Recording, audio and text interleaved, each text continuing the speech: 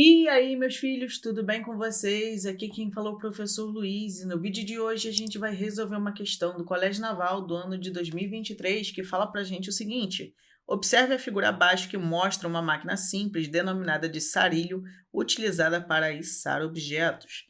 Essa máquina é composta de um cilindro AB acoplado a um eixo com um braço C. Ao girar seu braço, o cilindro gira em torno do eixo, enrolando-se a corda e içando o objeto.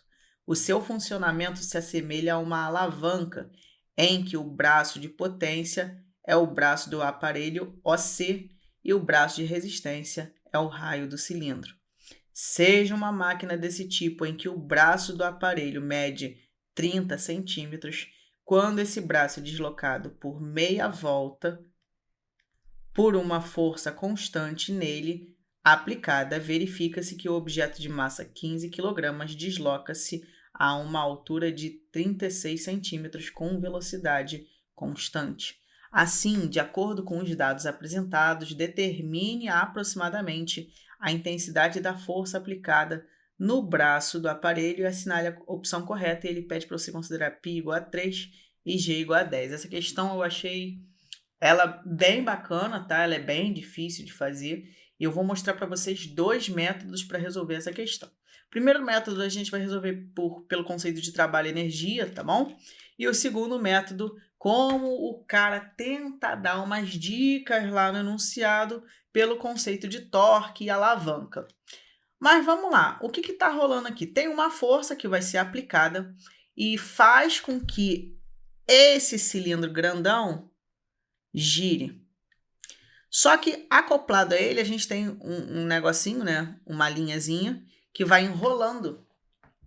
E conforme essa linha vai enrolando, ela vai girando junto, na mesma intensidade que o cilindro.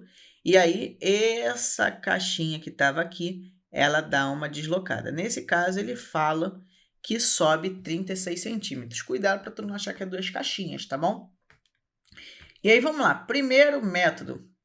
Como que a gente pode entender essa relação entre força e velocidade através do conceito de trabalho? Você pode entender que existem duas forças atuando aqui basicamente, né?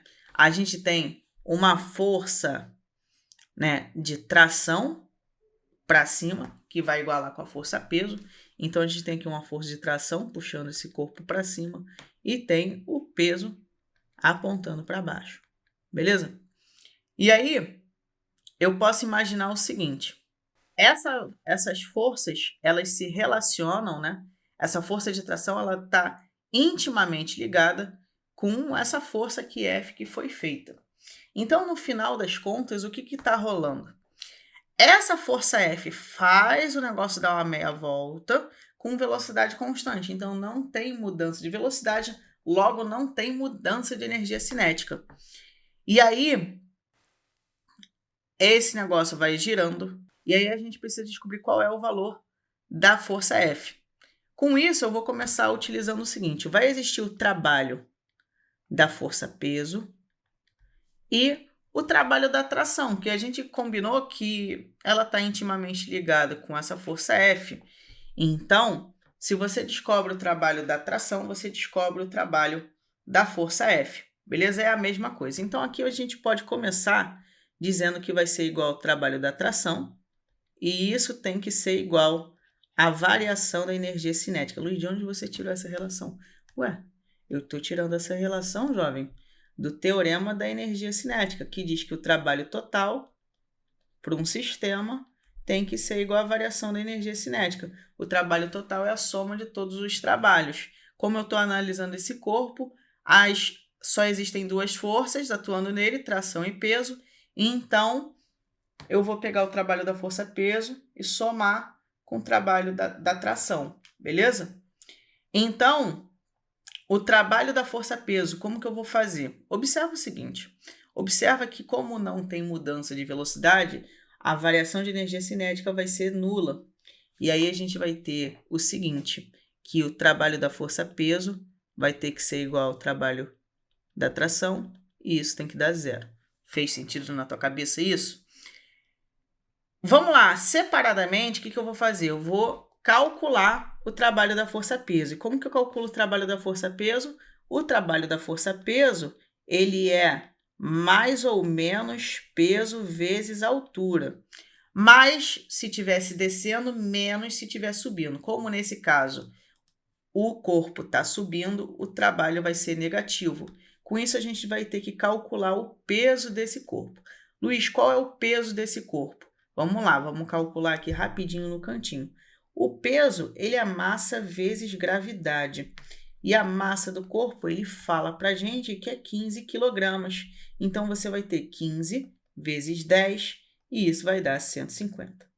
Show? Fechamos aí. E aí, olha só.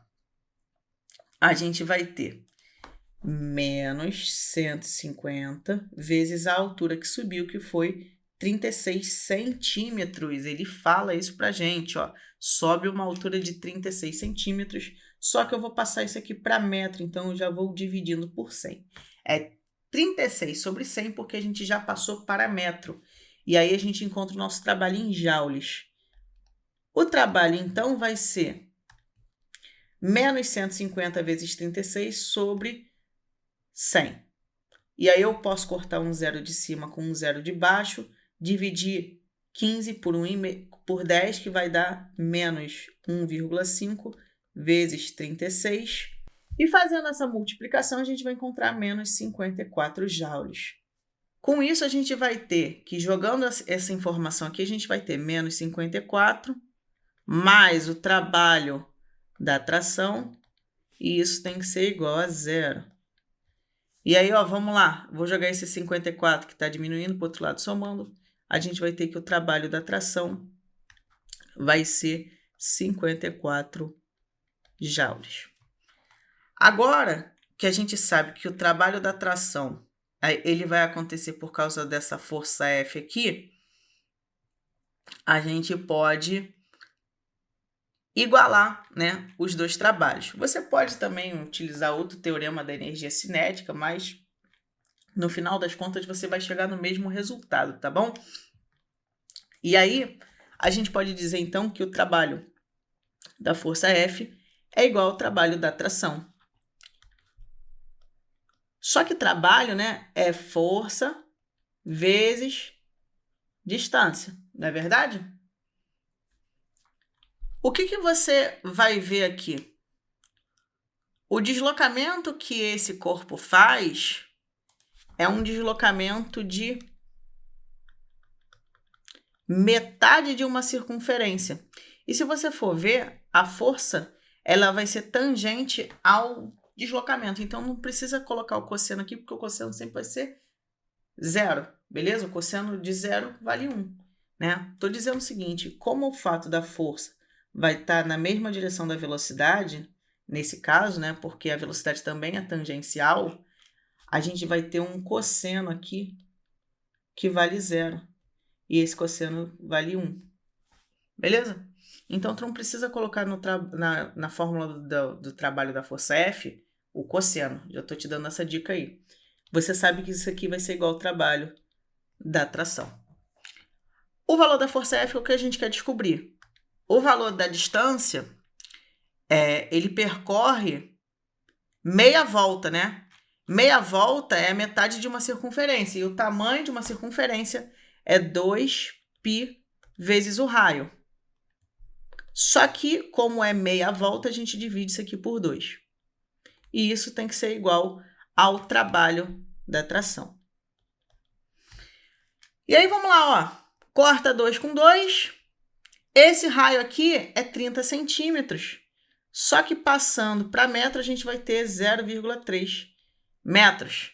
Então, gente, substituindo os valores de π e do raio, a gente vai ter F vezes 3 vezes 0,3, que a gente acabou de converter. E isso é igual ao trabalho da tração, que ele deu para a gente, que vale 54. Fazendo essa conta aí, você vai ter que F vezes 0,9 tem que ser igual a 54. E aí, gente, eu vou pegar o 0,9 que está multiplicando, passar para o outro lado dividindo. Com isso, a gente tem que a força F vai ser a divisão de 54 por 0,9. Fazendo essa continha, tenta fazer ela aí com calma, você vai encontrar 60 newtons. Show de bola? E assim, o gabarito é a letra C. Mas olha só, não sai ainda que eu vou fazer o outro método para você poder ver como que faria por torque. Esse é o métodozinho mais difícil de ver. Porque você tem que entender o seguinte, esse cilindro grandão gira na mesma intensidade que esse cilindro pequenininho aqui, né? Então, a velocidade angular, né? Vamos botar assim, do círculo maior, que eu vou chamar de A, tem que ser igual à velocidade angular do círculo B. Então, eu estou dizendo para vocês o seguinte, se aqui deu meia volta, esse pontinho aqui, ó, situado na corda, também deu meia volta. E aí, qual era a grande sacada que você ia puxar do seu bolso? Se esse corpo deu meia volta e o corpo subiu 36 centímetros, você pode imaginar que essa meia volta aqui equivale a 36 centímetros, tá? Para uma situação ideal, desconsiderando o tamanho do fio. Então, a gente vai fazer a seguinte relação. A gente tem que a meia volta, né? O deslocamento, vou colocar assim, ó. O deslocamento feito pelo corpo, pelo cilindro pequenininho, né? Que é o B, foi meia volta. E meia volta é π vezes R. Show? Esse deslocamento é 36 centímetros. O π vale 3, e aí a gente acha o raio. Fazendo essa conta, né, pegando o 3 que está multiplicando e passando para o outro lado dividindo, a gente vai ter 36 divididos por 3, e isso vai ser igual ao raio.